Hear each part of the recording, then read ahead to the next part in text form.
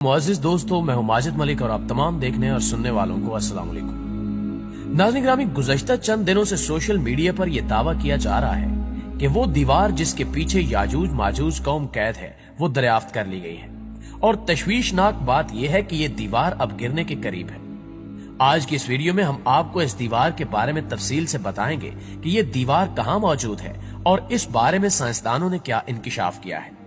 इसके अलावा हम आपको ये भी बताएंगे कि याजूज माजूज किस नबी की औलाद में से है और अहादीसे नबवी में याजूज माजूज के ज़हूर के बारे में क्या क्या इरशादात हैं। ये तमाम तर तफसीलात जानने के लिए वीडियो को आखिर तक जरूर देखिएगा और अगर आपको ये वीडियो पसंद आए तो इसे लाइक करते हुए सोशल मीडिया पर अपने दीगर दोस्तों के साथ शेयर जरूर कीजिएगा।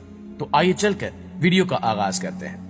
नाज़रीन मोहतरम, कहा जाता है कि हजरत ज़ुल्कुरनैन अलैहिस्सलाम के जमाने में याजूज माजूज के हमले वबाले जान बन गए थे। इनकी रोकथाम के लिए हजरत ज़ुल्कुरनैन ने पहाड़ों के माबैन ऊंची और मजबूत दीवार तामीर फरमाई।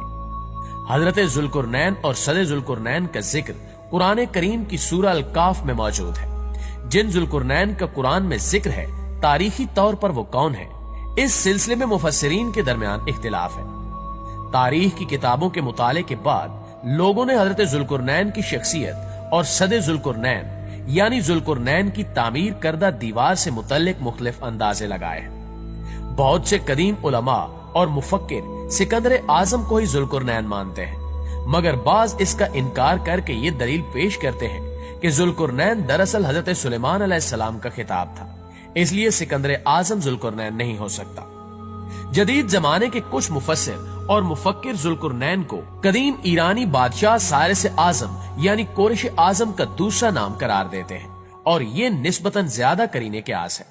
मगर बहरहाल अभी तक यकीन के साथ किसी शख्सियत को इसका मिस्ताक नहीं ठहराया जा सकता। हजरत ज़ुल्कुरनैन की